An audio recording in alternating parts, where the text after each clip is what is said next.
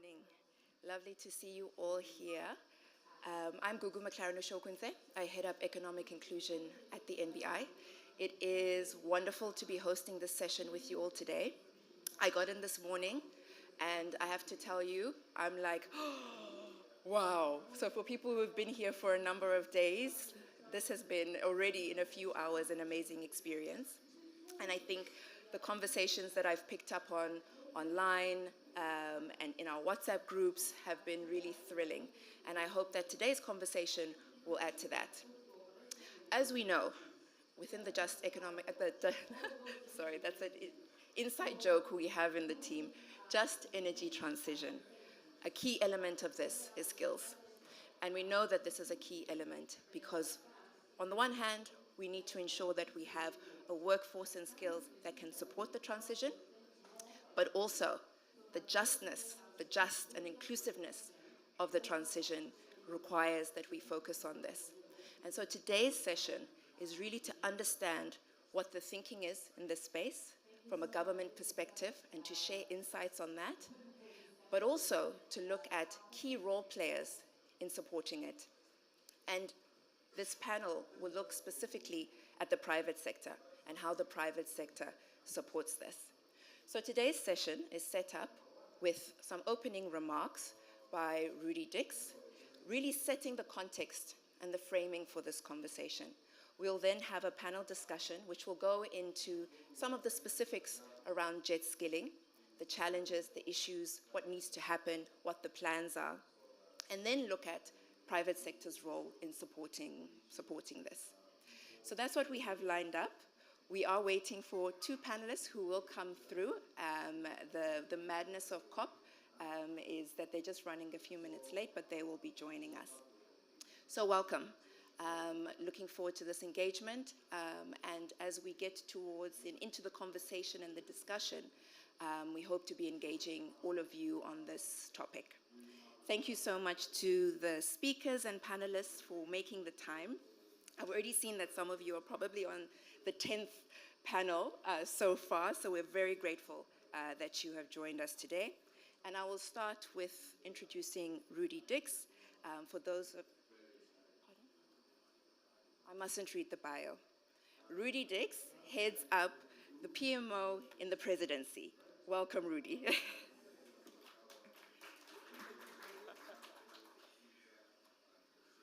My apologies for intimidating you there. I know you were going to read that long bio, and it's just sometimes in this kind of forum, you're all excited. We're ready to go home, right? Well, some of us required to stay. But anyway, thanks, Gugu. And I think this is quite an important area of work that we've done. When we of course developed the investment plan, we'd written, of course, a chapter in the investment plan as one of the cross-cutting areas, which is around skills. But frankly speaking, I think the chapter, and Joanne and I agree, the chapter was relatively weak. And during our consultation sessions, we were actually taken to task by a whole set of different organizations, labor in particular, but also employers and community-based organizations around the way the chapter was written. There were a number of fundamental concerns. It was fairly theoretical, fairly high level, insufficient resources, for instance, around it. And of course, when we worked on the implementation plan, a lot of the comments that we received, significantly so, was around how one deals with the skills aspect. And of course, as you know, the skills landscape in South Africa is quite a complex landscape. I mean, that's undoubtedly. It's not a lack of resources, by the way. It's how one manages the system itself, and you're able to support the needs of, what employers require and what broadly the economy requires. But the second aspect was also just the element of how you cascade that skills and interact with communities. So developing skills that are not only for industry, but skills that are required for the kind of changes as we transition. So if you talk about specific examples around community development that have been built largely around coal power fire stations or even mines, what are those kind of skill changes that impacts on communities that we're able to do that? Minister uses an example of the gogo that sells breakfast, lunch, and supper, right? That may not be the case. What are the kind of opportunities that are there? So it's a combination of both of them. And of course, the implementation plan identifies a number of challenges that are there. Joanne will talk through that. I'm not going to list them. But one of the more fundamental things that has been a problem is that in our skills development, we've always spoken for quite a long time about skills mismatch, right? And so, of course, are we churning out the right kind of skills that the economy requires? And that's the one thing. And that leads in to understanding what the demand side measures are. So are we able to plan adequately on the basis of what the demand is and not churn out the skills that we think are important? So I would say those are the two combination of areas that I think fundamentally we need to address. But the third component is that I think there's been a relative disjuncture between ourselves and industry, right? And I think this is quite a fundamental area.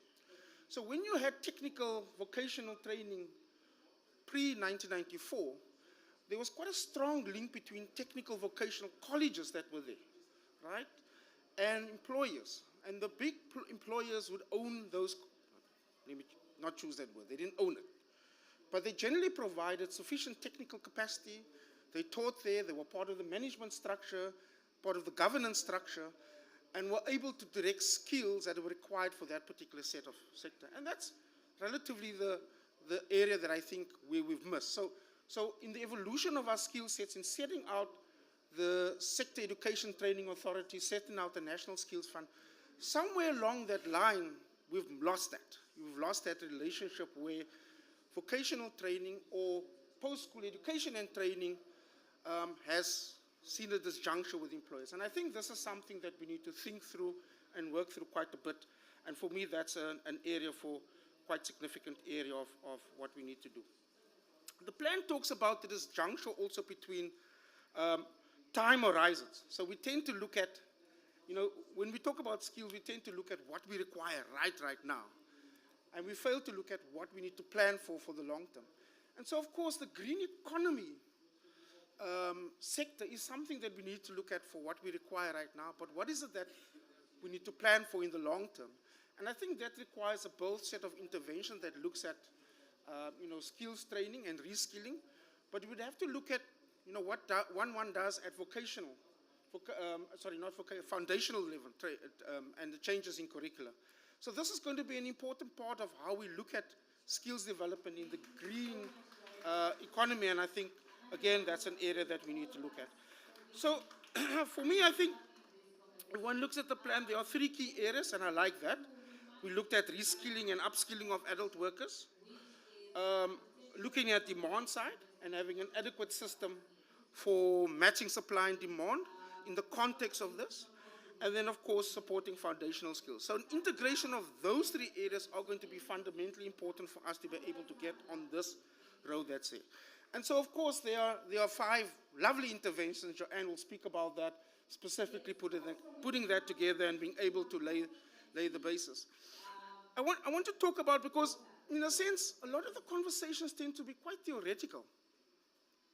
And we have the kind of talk about how best we want to do things, but how do we make it really work? And there's an interesting example of us exploring a model, which is on a demand side model.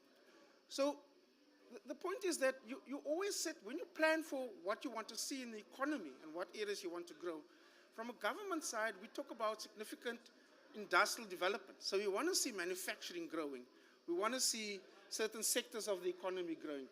But is that the same sectors of the economy that capital is investing in? And they don't necessarily meet, right? And so in the sense, what are the sectors of the economy that we think there's a potential for growth? And we've looked at a few of them. Social service, for example. Early childhood development is one example. Digital and tech, for example. Digital and tech cuts across the entire value chain, including the green economy. Digital and tech, for instance, requires up to about 75,000, skilled or semi-skilled workers at any given year, right? Latent demand that's there. Green economy, for example, the value chains that are there, both in EVs, green hydrogen, electricity that we need to unpack and develop given the transition that we are. So it's quite important for us to look at it. And so what we've done, and I think, Joanne, is something that we need to think about piloting for the green economy. And I use that term, of course, sparingly and broad, but it's important for us to look at it. We just recently entered into an agreement with the Department of Higher Education and National Skills Fund to test a pay-for-performance model. So it's an outcomes-based model. You know, we know there's latent demand in digital and tech, right? How do we unlock that latent demand? How do we create incentives for firms and employees to be able to take up that? And so a pay-for-performance model is basically saying, here's resources for you to skill, train people, and put them in employment because you have latent demand. We can unlock that. The question is, can we extend that to this sector of the economy, which I think is quite important? And I do think so. If we have currently now any degree of a pipeline of renewable energy projects, we want to deal with and unpack a nascent sector in green hydrogen. We have quite a well-developed automotive sector that needs to shift, 110,000 workers there, 8% of manufacturing value, 230 billion rand export sector. So certainly I think those are areas that there is latent demand. What we need to do is unpack and see whether we can incentivize employers to deal with the pay-for-performance model in that instance. So I'm quite excited. We integrated quite a lot of the work and the comments that we've made, Google, over the 6 months of consultation. I think the chapter looks well written and developed. We're going to have to interlink it with the National Skills Master Plan that the HRD Council and the Department of Higher Education is doing. And that's going to be critical for us to be able to take it to a next level where we're able to partner significantly so with the private sector, with communities, in unlocking a latent sector like ours that has the potential to create significant jobs in a whole series of value chains going forward. Lastly, Joanne, am I correct to say that we've allocated additional resources in the investment plan that we would, and some of that resources would be, so I'm not going to put a figure on there because the unions are saying you're not increasing the amount of money, but I know that we are having a serious conversation with many of the funders around ensuring that that is increased. For us, there isn't really an issue of resourcing because we have quite a well-designed taxonomy around how you pay for skills. It's using that resources in a proper manner so that it has the greatest impact. Thanks, Google.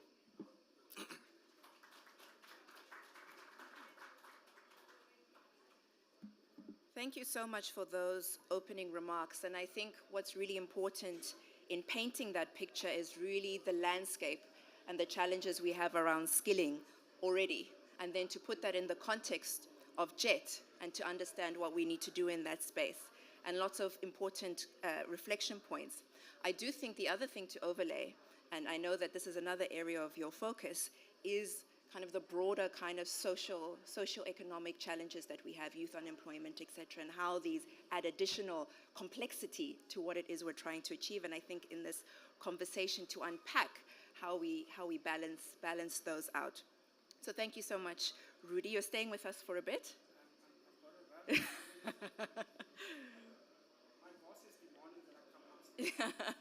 Well, please welcome me in thanking Rudy again for those thoughts. You won't hear what the panelists make of it. We'll send you a text. Okay. Thank you so much. Thank you, Rudy. No problem. Okay, so I think that provides a really useful framing for the conversation. I would like to introduce the panel now. Many familiar faces, and I won't read the full bios, I've been told, but to welcome Joanne Yawich from the JET PMU, to welcome Themba Mkhwanazi, who's the Regional Director, Africa, Australia, Anglo-America, and to welcome Shamila Subramni from NBI, our CEO. Thank you so much for being here to engage on this critical topic. And Themba, I know that we also have you for a brief time, and we will release you soon. So thank you so much for being here for this time. And I think what's critically important is we've got this picture of the complexity of the challenges. We know that in order to deal with it, we need to have a multi-stakeholder, multi-sectoral approach. And we know that the private sector is critical for that. That's very doom music for this part of it. That's not for you, Tim, but don't worry. To hear your thoughts from an Anglo-American, when you think about these issues and challenges and your contribution around the just energy transition, around skills, can you share some of that approach from Anglo-American, please? And your reflections on Rudy's input.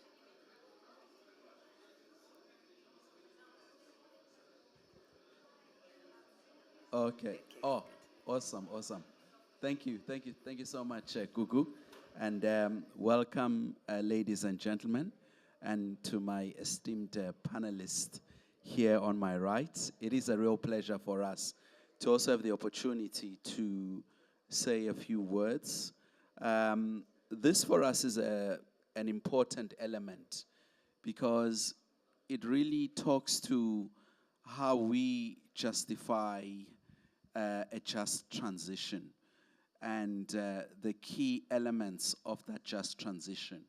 So we are very much of the view that we cannot leave anybody behind, particularly in relation to the communities, the workforces that are currently dependent on, obviously, a fossil-fueled economy as we transition to the greener economy. And it also talks to the core of what we believe to be just. And that, to put it simply, is to say we believe in decent work for all, right? We also believe in social inclusion and eradicating poverty, particularly in the many producer countries that are so dependent on, obviously, fossil fuels currently.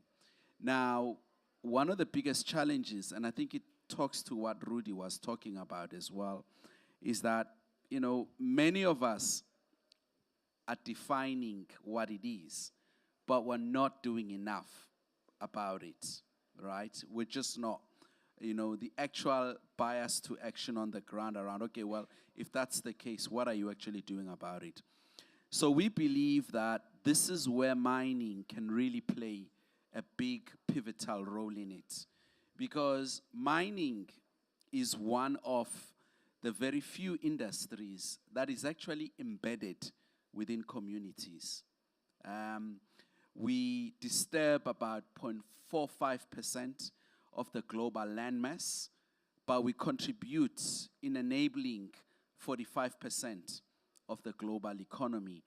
And we are the ones on the ground embedded within the communities that we live in. So we know a thing or two about how we work with communities, how we are able to make these things happen.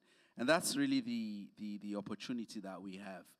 Now, for us as Anglo-American in South Africa, we have a very exciting project. It's called Envusa, where we've partnered with EDF to build 3 to 5 gigawatts of renewable energy through solar and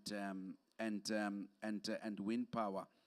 And we believe that in going down this path, we're actually going to build an ecosystem which is going to result in downstream industries.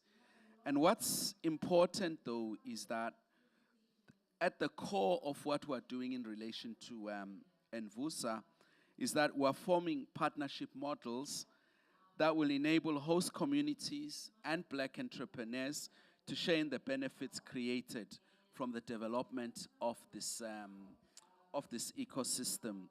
And of course, this is very much guided by our purpose, which is reimagining mining to improve people's lives. And of course, part of that is creating and sharing enduring value from our business activities. And that's part of how we contribute to the JET IP and why we are very keen in terms of that. And of course, through our collaborative regional development strategy, we've shared over 5 billion rands in terms of value with our partners, business, government, and civil society. and in really, investing in education, health, to improve the lives of employees and host communities beyond our minds. And this also are interventions in terms of the social investments. Now, there are two ways in which we are investing in the JET IP. Clearly, from a skills perspective. But if you look, for example, at the Invusa program that we have, there is a clear recognition that we have to give preference to the youth, particularly when we talk about the fact that the youth make up about 65% of unemployment. So even when we think about the projects that we have, the contractors that we will require, we are making sure that at least 30% of that will be based on South African-based employees, and obviously during the construction, a lot of those targeting those between the ages of 18 and 35. We also like the fact that when you look at the JET IP skills piece, it clearly demarcates the different zones where we need to focus on, that being electric vehicles, that being green hydrogen, and that being renewables. And of course, making sure that we also play our part in the resourcing, in the supporting, and also in the assessment of how do we transition from where we are to where we need to be. And it really further emphasizes the collaboration and the partnerships that are required. So Gugu, that's just a flavor of how we are thinking about this and our participation. And the fact as well that at a CEO championship level, we also have Sis Nolita, who's also part and parcel of this process. Hi, Kristen, how are you? Welcome. Thank you so much, Themba, for sharing those thoughts. And I believe we still have you for a couple more minutes. And so it would be great to hear a little bit more around. I think that what you've painted is Anglo-American doing some incredible and important work. And your thoughts on how we can leverage that to see more broader participation from the private sector and more partnership from the private sector. Of course, you mentioned Sis Nolita being CEO champion in terms of the project that Shamila is going to talk about and share more on. I think that's absolutely critical. But in terms of how we galvanize more in the private sector to come on board to support in a coordinated way, your thoughts on what that looks like and what that would take? Oh, okay. Yeah. So I think there's an element, first of all, of the private sector being involved around, given the current technologies and the bias to fossil fuels, what's the job demand, first and foremost, because I think that's quite important. Then the next one then is that if we then put this futuristic view around what are the future jobs that are required, right? And what's the level of resourcing and investment that is going to have to be invested in to actually make that transition. I think it's going to be incumbent as well on the private sector that the private sector develops these plans in terms of what their contribution is. And of course, we need, groups like the NBI, Business for South Africa, and the broader business formations to ensure that we have a coherent and an integrated approach to that. That also holds us honest and accountable as we work with our government stakeholders. So that's the one aspect. And then the other one, and this is really picking up on what Rudy said. I think that as private sector, we are heavily invested in education. For example, at Anglo, we're spending about 500 million rand over the next 5 years, where we focus on early childhood development, but also raising the level of matric pass rates in quintile 1 schools to quintile 4, right? Because we believe that the more you improve that. But I also think as well, in addition to that, we obviously have our artisan skills training colleges right across the board, probably not to the same level as the ISCOs and the ESCOMs of the past, but I think we need to emulate that, which basically picks on what Rudy says. But I also think as well that we also need to look at basic education as well and the role that we can play. Because for me, it is a travesty that in South Africa, 1.5 million children start high school. Only 300,000 write matric. So 1.2 million are lost, right? And of that 300,000 who write matric, only 100,000 are eligible for college and university. And of that 100,000, 50% of them drop out in the first year, not because they can't cope with the work, but because of financial and economic reasons. We can't be in a country where 1.5 million of our youth, only 50,000 make it. And I think we have a lot to learn from the models in other countries that push for vocational training. Only 5% of your population will go into academia. The majority needs to go into vocational training, right? And we've got models like Germany, Australia, that we can learn from. And the interesting thing is that the very kids that go into vocational training and become the artisans and whatever, interestingly, they become the entrepreneurs who hire the graduates who've gone through the academia. So it's a win-win for everybody. And I think that's also an area that we need to explore. Thank you so much, Themba, for that win. I know we've got to release you, but thank you for your input. I think it was incredibly valuable to hear the perspective from Anglo, and we're also very happy to be continuing our engagement with Anglo through Sis Nolita as CEO champion. Please join me in thanking Themba. He does have to rush across to another session. And please also welcome Dr. Crispin Olver, who is the Executive Director of the Presidential Climate Commission, PCC. Thank you so much for joining us. We started off with a framing of context by Rudy Dix, and then Themba stepped in to give a perspective from the private sector, Anglo-American, on their contribution and what they're doing in the space. And I think touched on a number of the elements that are indeed reflected in the JET Skills implementation plan. So maybe, Joanne, I can ask you to provide that framing around JET Skills and what that looks like, what you're aiming to achieve, and then we'll explore that more. Thanks, Joanne.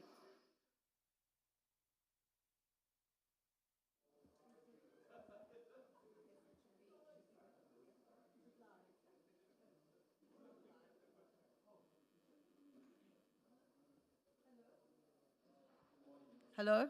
Yeah, that one works. Okay, thanks very much, and thanks Gugu, and thanks for giving us this platform. In yesterday's session, we skimmed over a lot of the detail of what is in the implementation plan. And I want to start at the point that Rudy mentioned, which is that in the investment plan itself, I think the very broad consensus from everybody who commented was that the skills section in that document was wholly inadequate. And so what we did was that we worked over the last year with Wits Real, but with the broader set of stakeholders in the skills environment, both in government, in the private sector, particularly in the tertiary education sector, in order to try and strengthen that and to develop a much more useful framework around how we could approach the issue of JET skills. And I think that the points that Themba has made around the overall state of our education system and the weaknesses in it have to be taken into account in a very fundamental way, in saying how are we actually going to address and redress that situation. And so let me start from the bottom up. So we took a systemic approach. I think that's the first thing to say.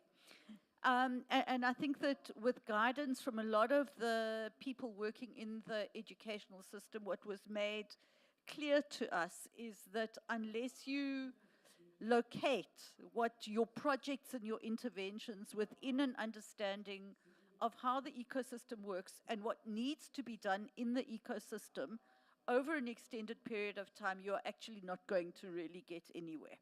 So I think that is the first framing. So from the bottom up, we believe that there needs to be interventions in foundational skills development. So into, in particular, the basic education space and into the TVET college space. And what we are suggesting is quite a strong focus on building the capacity of teachers and lecturers to be able to teach not only sustainable development quite broadly, but to be able to focus on the just energy transition and for them to be equipped to transmit that. I mean, because otherwise you're going to sit with a very, very big problem. And it's a big problem in our TVET colleges and in our schools that often teachers themselves have not been given the support to be able to impart the knowledge that is necessary. The second thing that we did is to look at the need for capacity development in government and in key government and governmental related institutions around the just energy transition. And the other thing that we've done over the course of this year is to work a lot with key government departments to start to be able to, I suppose, almost socialize what the just energy transition is. But you do need to build, we are struggling with serious weaknesses in the capability of the state. And unless we start to integrate this into the way that we build state capability, we aren't going to be able to drive the initiatives that we want to. Then what we suggested was the establishment of looking at how we coordinate and align JET institutions across multiple stakeholders. And I talked yesterday about the fact that we are suggesting that we identify lead institutions to set up multi-stakeholder structures, that we give them the capacity to be able to drive coordination, and that those structures then agree on delivery programs and take responsibility for being able to execute those programs. And I would see the private sector as having a really pivotal role to play in that process, in particular from the demand side, but also I think from the perspective of the fact that there is such a depth of experience in the private sector around demand-led skilling, and there are some very big programs that I think could be pulled together much more tightly.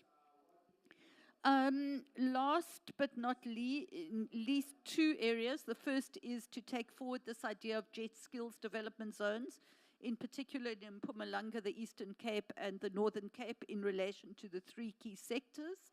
And finally, what we do need to do is to do JET skills needs assessment for each of those core value chains. And it's not just about the technical or the tertiary level skills that are required or the professional skills required, but it's about the value chain as a whole. So for example, for us to be able to meet our aspirations around the scale of renewable build-out, there's a huge number of construction jobs that are going to have to be created. You know, ranging from earth moving to electrical and it goes all the way up the occupational chain. So that is the last area. I think that in terms of finance and funding, just to say that I think there is significant grant funding that is going into the skills space, that we have quite a good incentive structure in, from government, which I think could be made better. I mean, I do think, and kind of, for example, the YES incentive, I think, should be expanded across the board, because I think that that would open the way for a much broader set of businesses to be willing to take on young people. But I think that at the moment we're sitting with too many small projects, and I think there's work to be done with funders and donors in order to be able to pull those into much bigger programs. And I think that there is openness within certainly the IPG partners to at least have the conversation around how that might be done. Thanks. No, that's perfect, because I think that we want to understand exactly what the plan looks like, the detail behind it, and it's comprehensive, and it's broad, and it's deep. And I think part of that is understanding how this will manifest, and how people come on board to support that. And maybe I'll turn to you, Crispin, to hear your thoughts from a PCC perspective, and really looking at the landscape of all of these different things happening, knowing that there's a plan. How do we coordinate? How do we manage what's becoming a very complex, if not messy, space? So to hear your thoughts. Sure. Thanks, Gugu, and very good morning, everyone. Good to be with you on this platform.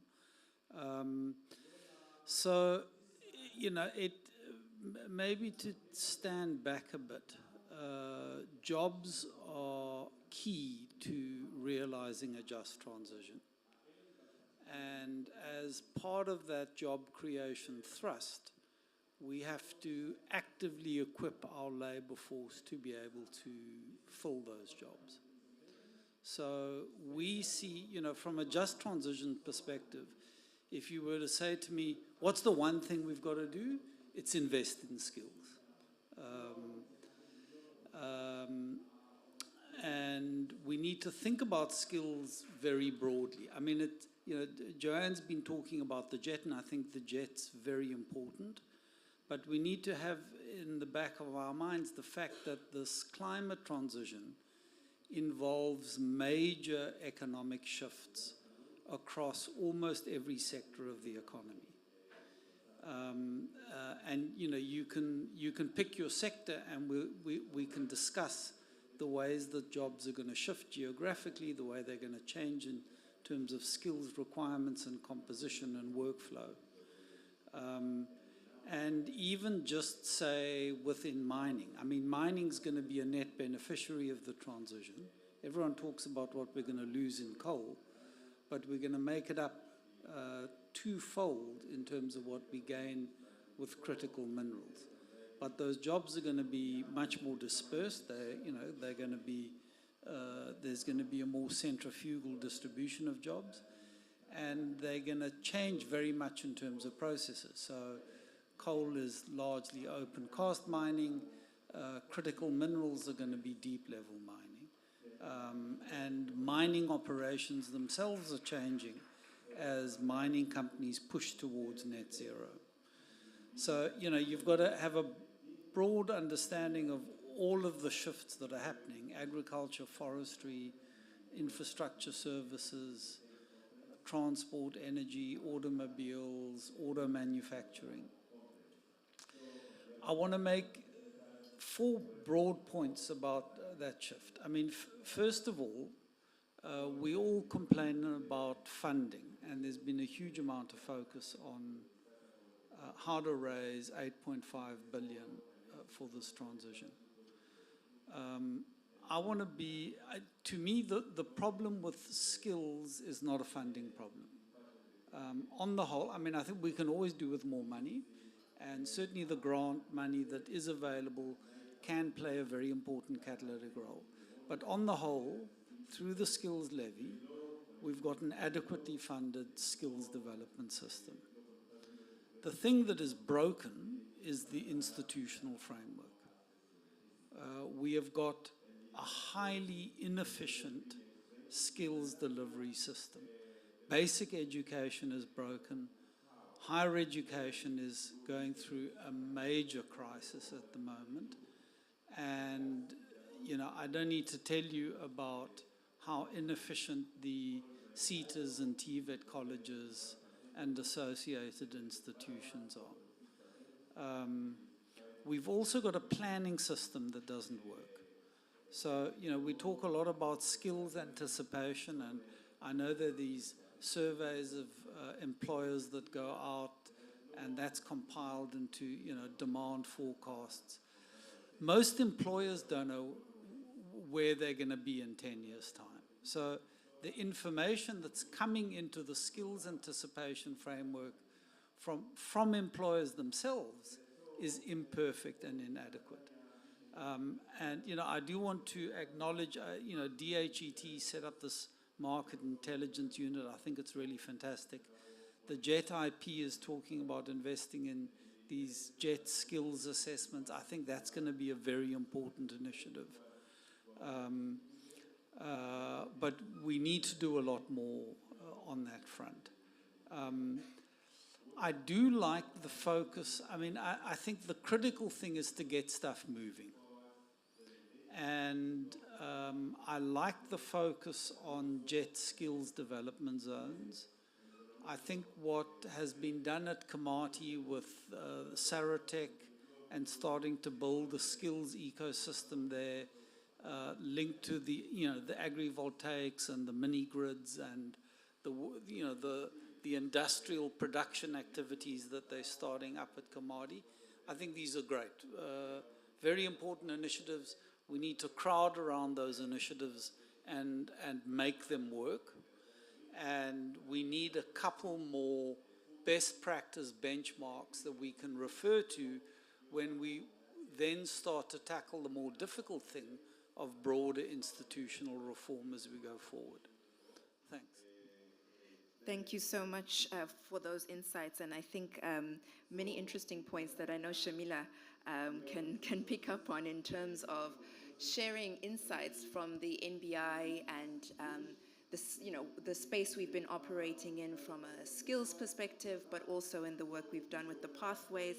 Maybe just to share your reflections on all of these points, and particularly around how the private sector can be aligned towards supporting what Crispian has said is the most important element. Well, maybe I might have shifted the words a little bit, but yes, Shamila. Thank you, Gugu, and thanks everybody for joining us. So I feel like between Joanne and Crispian, they've made all my points for me. So I'm looking at my notes and I'm like, okay, what's left here?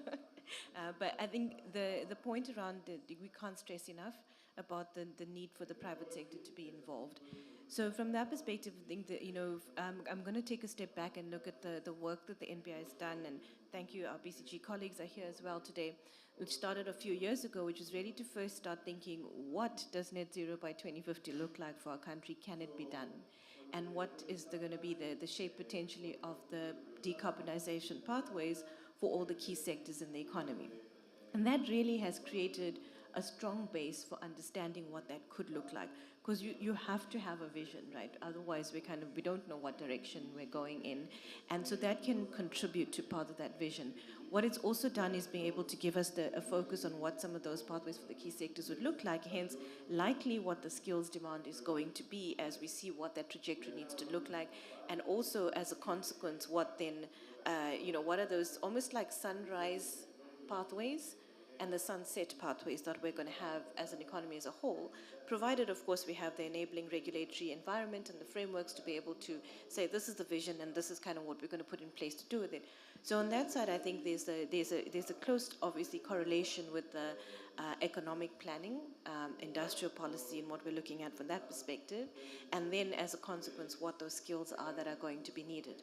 Of course, there's always going to be that space that nobody knows as to what's going to happen, because technology can overtake. You know, we know that even net zero by 2050, there's a big gap in there that says we're expecting certain technology even to come online, and then what the impact is in terms of the skills required to work with that, or the skills that it takes out that need to be replaced with other things to be able to keep up with the shift that we're seeing. And so from that perspective, really companies are best placed at the coalface. Maybe that's an acronym. That's something we need to change from now. What else do we say if not coalface anymore? And but you're there, you're in the front line. Maybe that's what we need to say. Employing people, needing to be, pivoting very quickly to change technology, pivoting to change demand, responding to international trends. We are an open economy. We are completely exposed to what is happening elsewhere. One of the big shifts, just in a small context I can reflect on, coming from where I was in financial services until April this year, the big thing you're seeing is really the extraterritorial impact of regulation developing in other economies and what that means. I'm not going to say the word, I have to though. CBAM has been on everybody's lips for a while now, but things like that. And that's the first of many.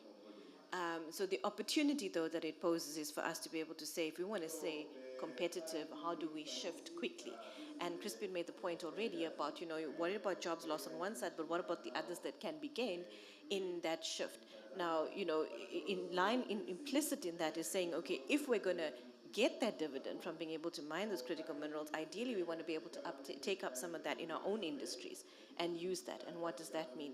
So there's a whole piece there where there's a massive opportunity or need for private sector directly to contribute, and align and coordinate that support with commitment for the government priorities and the strategies, such as the JET IP, which we know is a fabulous piece that gives us direction already as to what are the key areas we need to start focusing on.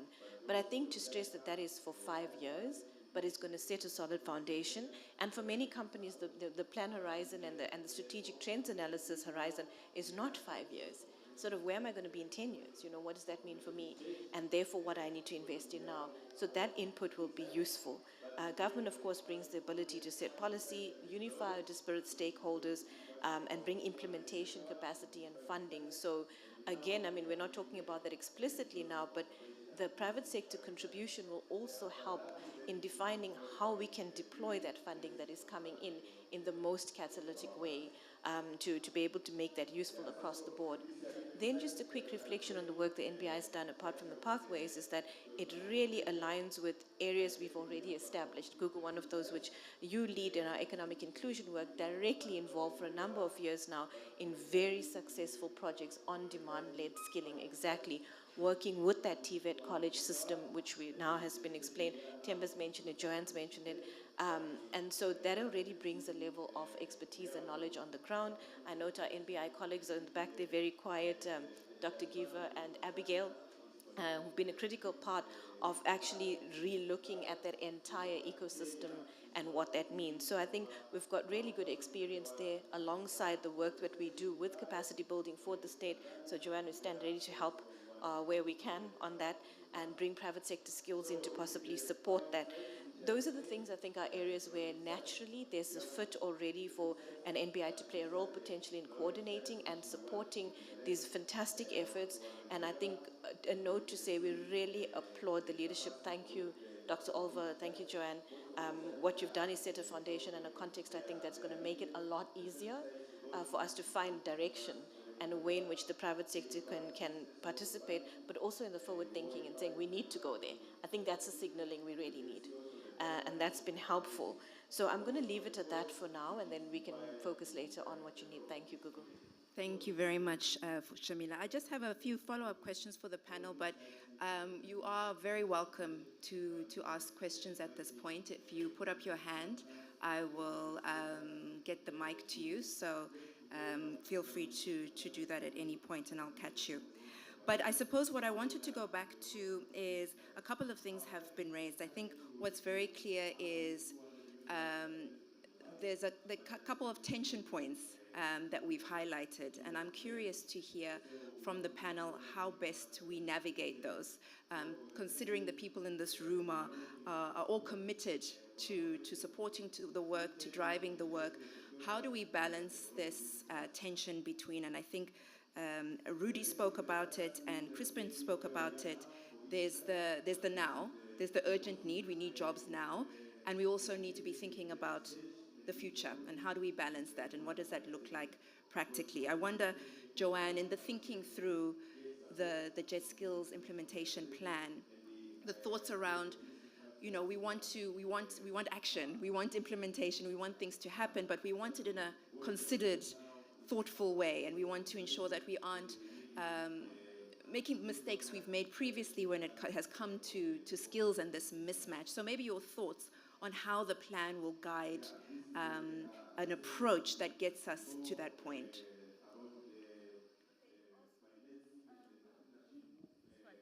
Gugu, you're asking a really difficult question. And reality is messy, and our context is quite messy as well. So I think that there aren't neat and ordered answers. But I do think that part of the answer is that you have to do the short-term work immediately, but you also have to get the foundations in place for a much more structured, ordered, long-term approach, and you can't do them sequentially, which makes things very challenging. I mean, we are sitting with a set of very significant skills shortages in the sector already at this point in time.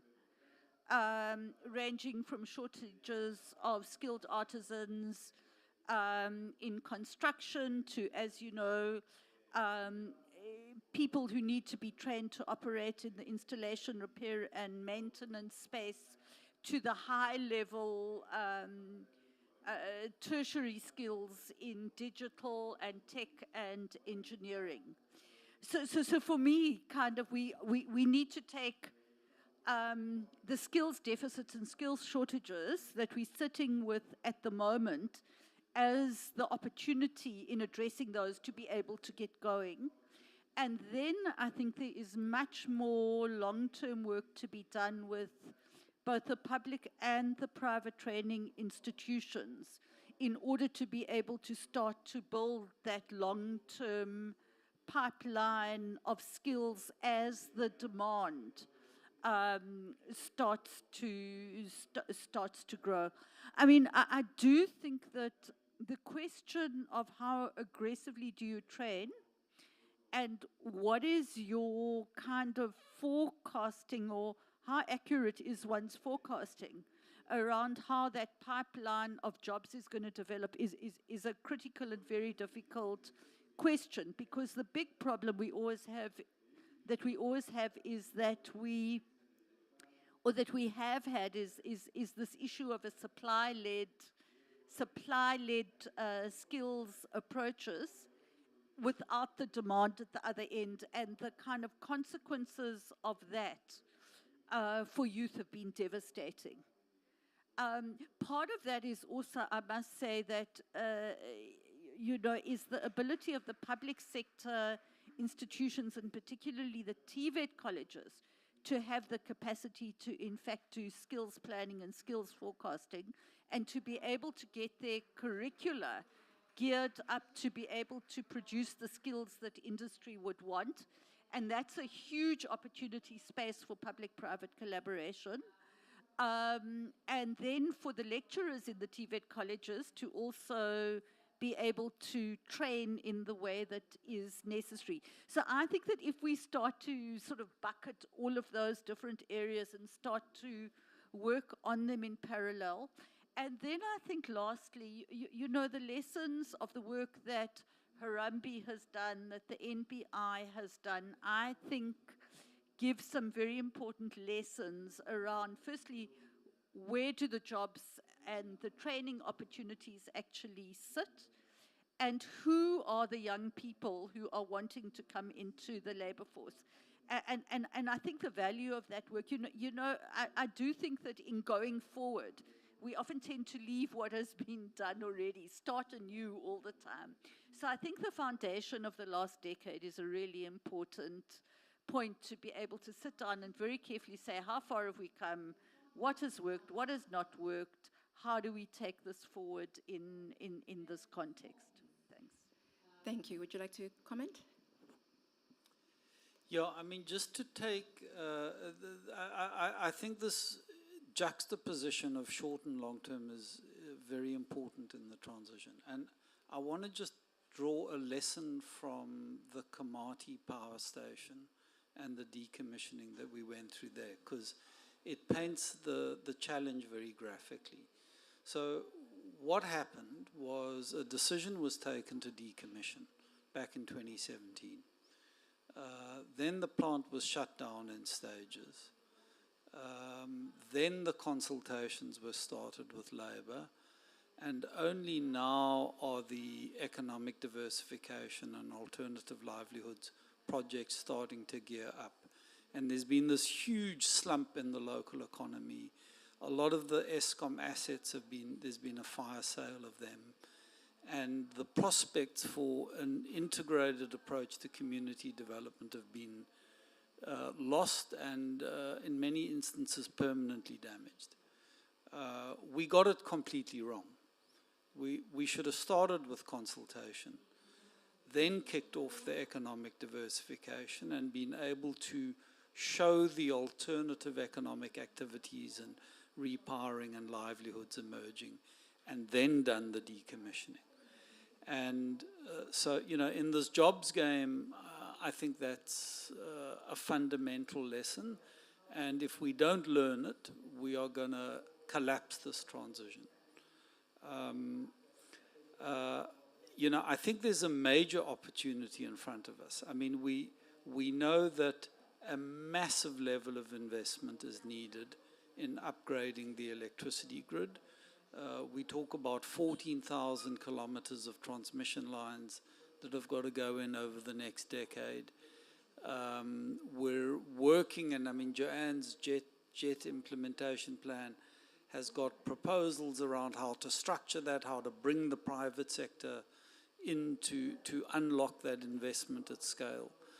And if we get it right, so, you know, gear up our labor force, put the institutional and skills systems in place, we're going to be able to create this huge employment lift in anticipation of the downsizing of coal and other fossil fuels.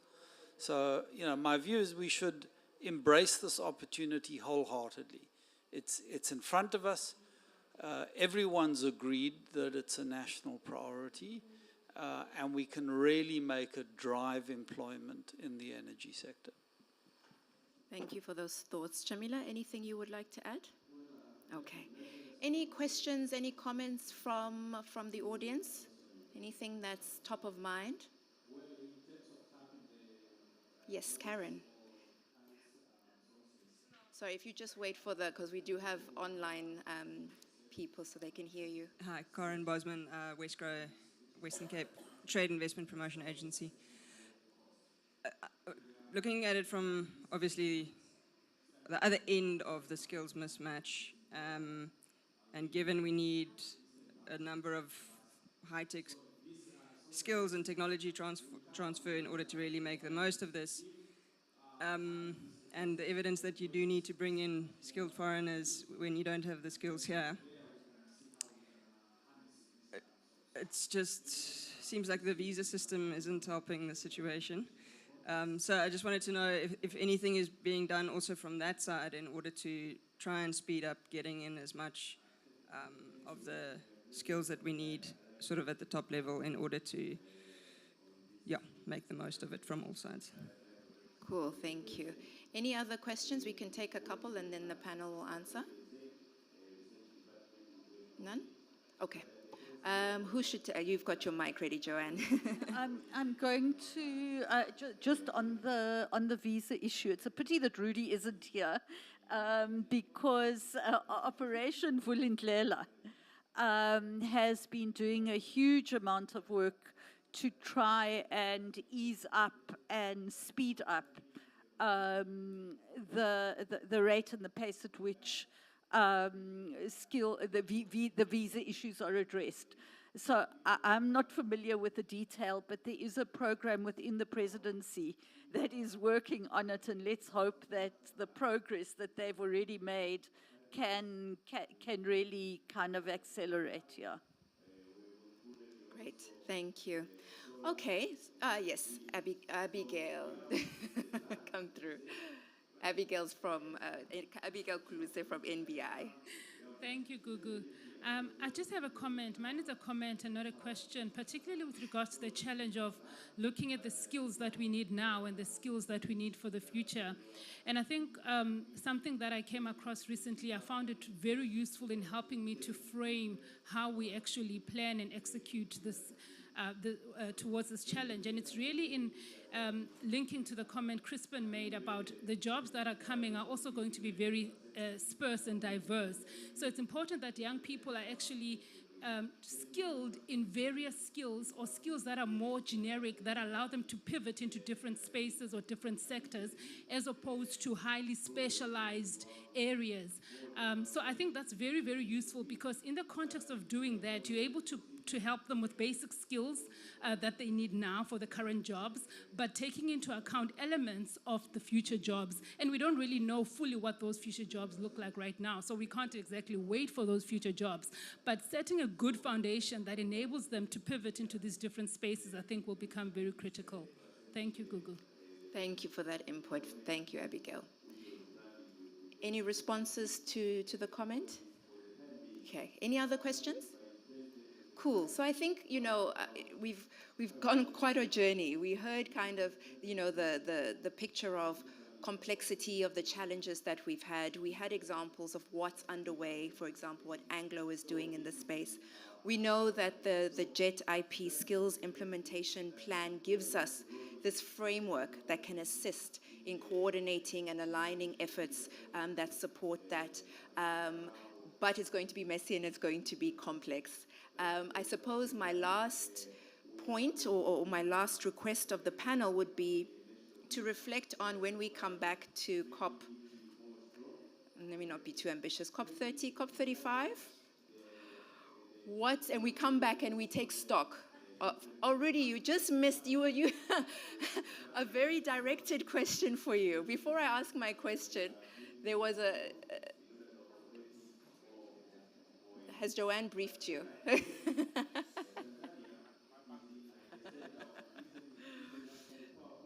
So I was saying, we come back and we are COP 30, COP 35, and we are here and we're taking stock of the JET Skills Implementation Plan and what's happened in this time. And we're all smiling because we've achieved something. It's successful. So the closing thoughts, to end on a high, is what would that look like? So if you reflect on it, what would that actually look like practically? What does success look like? And so you've just arrived back. I'll let you catch your breath, but I'll start with Crispin, and then we'll hear your closing thoughts on what that would look like.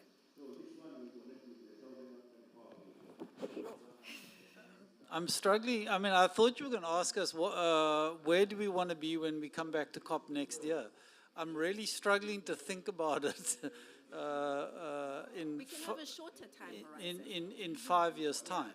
But let's put on the table what we've committed to. So we've committed to a fairly ambitious NDC.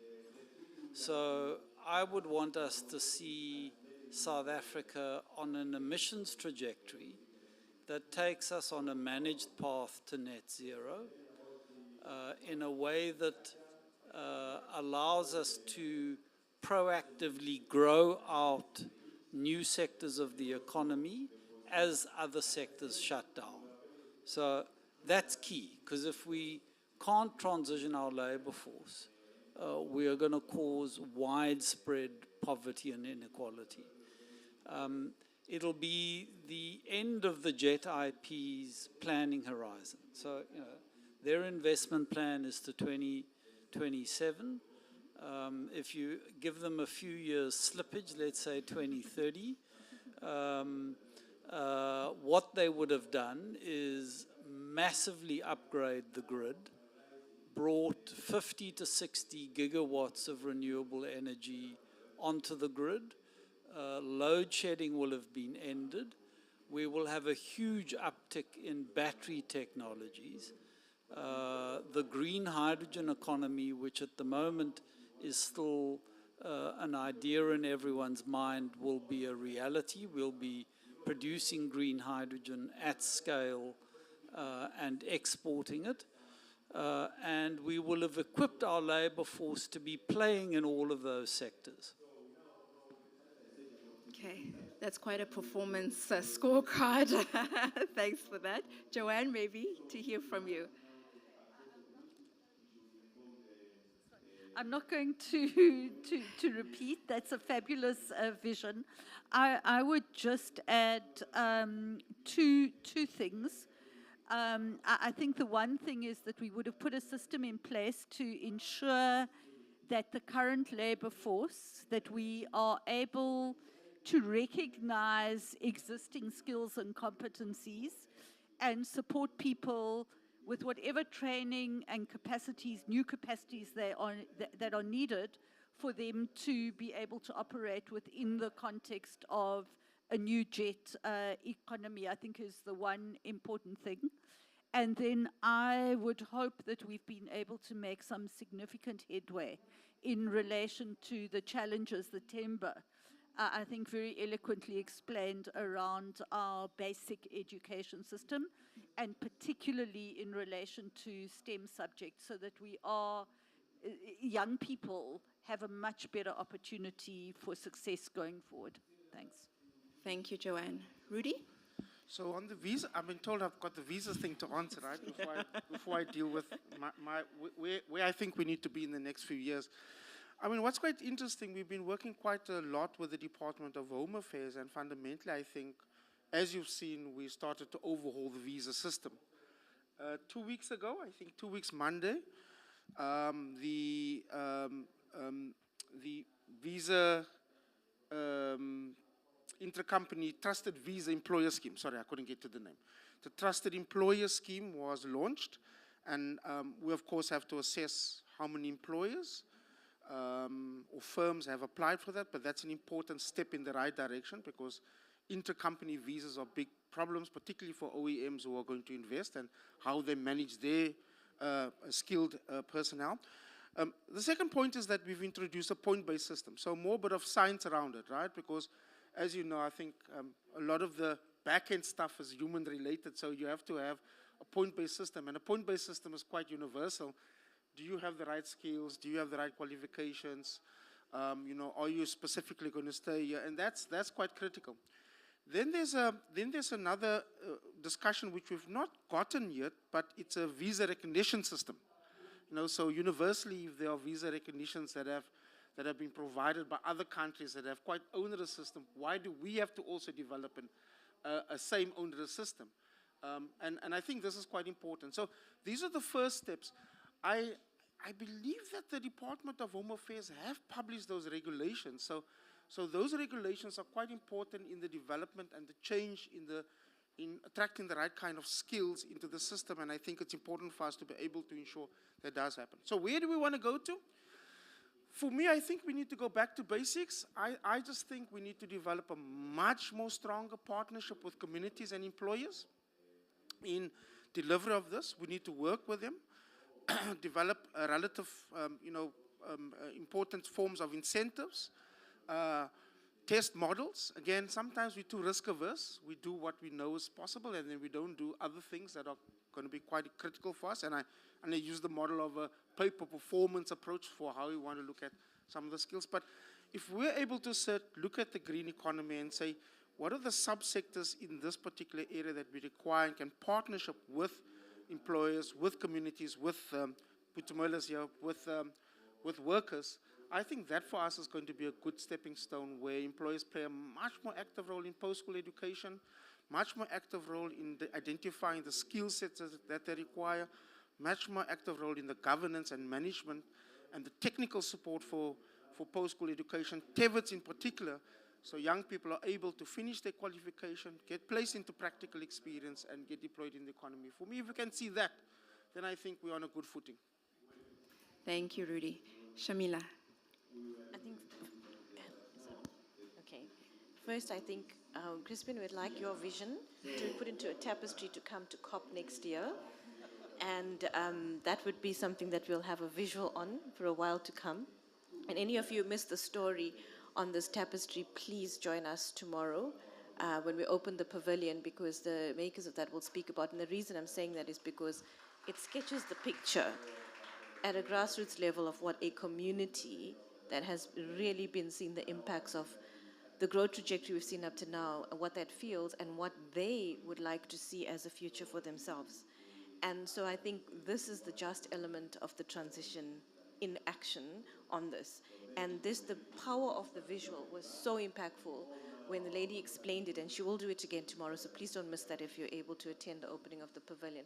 But I think equally, the vision that Crispin was sketching out, if we can put that into a tapestry like this, that keeps us something to keep our heads focused on. But just only to add, Gugu, to what's been said already, I want to set us a hairy, audacious goal. I would like to see unemployment halved by 2030. And I think we must set our own net zero goal for unemployment in our country. The knock-on impact of that, and that is in decent work and sustainable jobs going into the future. And the knock-on impact will be incredible. Aligned to that, I think we'd like to see gender equality in terms of women engagement in the economy, and that deals with a number of other issues that we have as a country. I think we're still in the 60 days of activism, so that is a big thing, and I'd like to leave it at that. Thank you. Thank you so much, Shamila. Please join me in thanking the panel for all their incredible insights. I think it's been eye-opening, it's been challenging, it's given us a sense of what needs to happen. So thank you so much. I'm not releasing you yet, but I do want to say thank you to the panel, because I do want to share with you some developments from an NBI perspective, but I won't make the panel sit there as I do that, but I'll ask for some slides to pop up on the screen, because thank you. Oh, clicker, you do it for me. Thank you. Because what I think is, oh, no, you can bring it, you can bring it. I think that we've painted a very important picture of what needs to be done. And I think what's clear is the commitment of stakeholders across the board, but also the private sector in supporting the JET Skills Implementation Plan. So from an NBI perspective, we are putting ourselves forward to provide that support and to really assist in it coming to life. Shamila covered very well what the NBI has done previously, the pathways work, where we worked closely with our CEO champions, where we had very thorough governance structures, where we were able to engage across communities, across civil society, across labor, government, the private sector. We've been able to leverage that towards a shared vision and goal, and really to bring the private sector on board. And so when it comes to the JET skills work, that's exactly what we have in mind. And so from next year, we will be working to support the implementation of the JET skills work. This gives you an idea of what that looks like. And there is a little cute barcode card on your chairs that gives you more information about the program and what it is we're trying to achieve. And really it is to say, come on board, let's make this happen, let's collaborate, let's partner, let's drive this, and let's focus on creating this just, inclusive path and transition. So thank you all so much for being part of this, for engaging, and I think there's a session coming straight after this, so please stay and listen to that. But thank you all very much, and enjoy the rest of the day. Thanks.